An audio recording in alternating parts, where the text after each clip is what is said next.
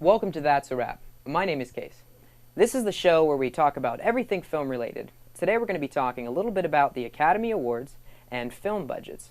With me again today, I have my two guests here. We have Matt Bennett, who is an associate professor here at the University of Cincinnati's Blue Ash branch, as well as Aaron Bates, who is the regional manager at the Danbury Cinemas. Guys, thanks so much for coming. Thank you. Thank you. Okay, start things off. First question. Let's see, motion picture. How has it changed since, it was first developed in the late 19th, early 20th century to today? Well, there have been a lot of changes. Mostly, I think, in audience savvy. The audience has become particularly literate with storytelling and visual storytelling, and so the nature of film has changed to better address the audiences. Mm-hmm. I think the old joke is that Hollywood was conceived to make money, and that hasn't changed, but certainly what started out as just a quick buck has turned into one of the biggest money makers for our country as an industry. So, what started out as small peep show type things have turned into giant IMAX theaters. So it's a funny progression, but yeah, started out just to make money like anything else. They actually didn't see any future in. They didn't think it was going to last very long, and it's been 100 years, and it's still here, it's still making money. Man, it's just a fad. Okay, so then why would someone go see a film in the theaters today? Like, what attracts moviegoers?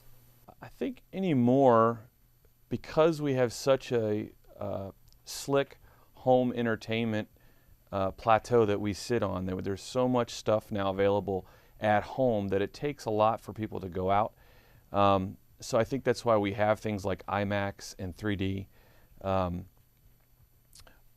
I think the one thing that kind of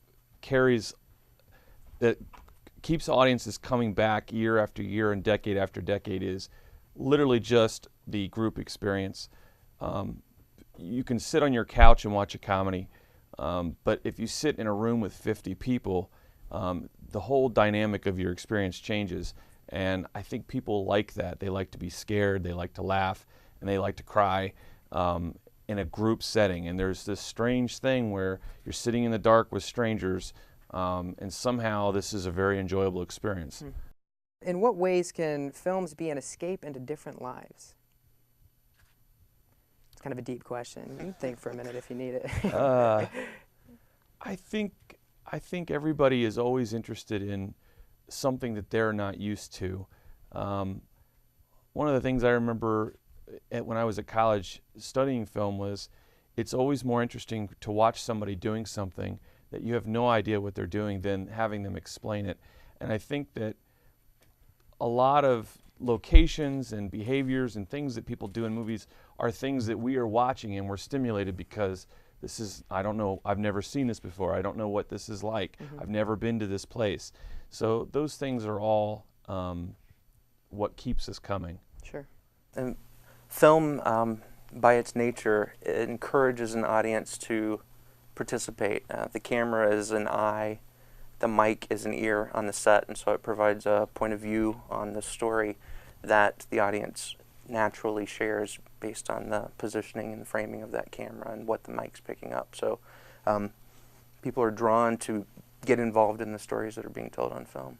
Escaping into movies, do you think it can sometimes be a bad thing? I think that there's something you learn as you get older that applies to both movies and music, and that is people tend to wreck their personal lives when they try to imitate something they've seen on screen.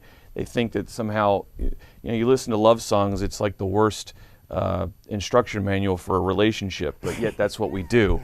For some of us, there are topics that we only learn about through film. I will never have the experience of World War II. My image of World War II is from Saving Private Ryan and all the other films before it. And so, I feel like I've learned history through that, however misguided or however inaccurate some of those filmic representations of history are. Okay, so how do you feel that films are judged, like for the Academy Awards? Is it based off their entertainment value, or is it more, to portray a clear message, or does it really matter? Yeah, we were both like, that's a good question. I think it's a mixture of things. Yeah. I think ultimately it is honestly a combination of if the movie's good, if the movie has a message, if the studio that made the movie promoted it, heavily. There's a lot of factors. I don't think any one is the driver. I think there's several things that go into it.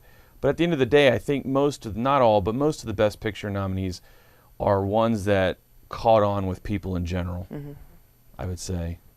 There are some films that I think were made because of the Academy Awards. You know, the studio makes an award picture because they want that glory. But I don't know that I could cite all of the qualities that go into one of those pictures, because sometimes, they're hit or miss. Sure. Not every film that was intended to be critically acclaimed, Right, and receive awards is. And do you guys feel that, blockbuster films are, necessarily Oscar bait? And if so, like why? Or, does it have to be a huge production in order to be, qualified for maybe, or at least recognized for an Oscar?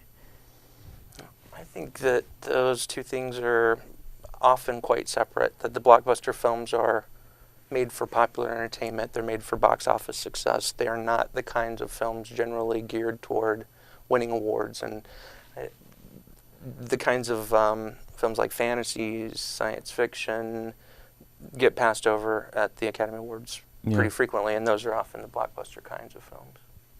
Yeah, there's exceptions. One I immediately thought of when you asked the question was Silence of the Lambs. A huge hit. It's a horror picture. But, I mean, incredibly loved, incredibly well received, and it won, I don't know how many Oscars, but Best Picture, Actor, Actress. So it's a rare thing, but usually it's not blockbusters that are in your Oscar stable. Yeah. Okay, well, now that we're on the topic of money, let's move on to film budgets then, in general. Are films with a bigger budget necessarily more successful than films with, say, a smaller budget? It depends on how you define success. I think that financially successful is difficult. If you spend a lot of money on a film, you have to make back a lot of money at the box office. And so if you're looking for financial success, sometimes those things don't equate.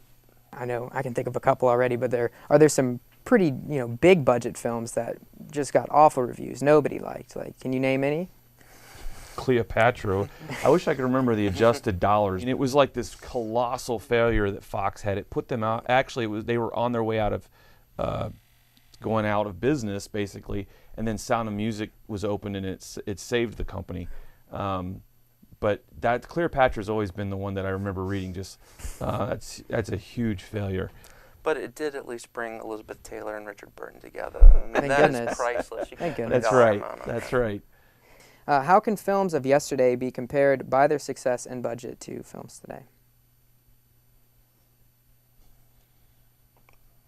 I think there's no question that Hollywood used to be more frugal and penny wise. I think now it's. I don't think it's. I think there was a time when Jim Carrey. It seemed like right around the time Jim Carrey became big, there seemed to be a lot of stories in that. I guess that's the early to mid '90s. There were a lot of stories about stars and how much they got per picture. There seemed to be this sort of thing where it was almost like a status with Tom Cruise and others that they were getting $20 million a picture. And I think that that got so outrageous that I think Hollywood has dialed that back a lot. You don't even really hear that anymore like you did back in the 90s. I think things have kind of changed in that way. How do low-budget films give new actors a chance to break out onto the silver screen? Do you think that they do? Yeah, I think that happens occasionally, yeah. There seems to be a film about every decade that sort of kind of becomes the defining, like this is a generation of actors that came out of this, one movie. I want to say, not Rumblefish, what's the other one? The Outsiders, which gave birth to Matt Dillon and Emilio Estevez and a whole bunch of them.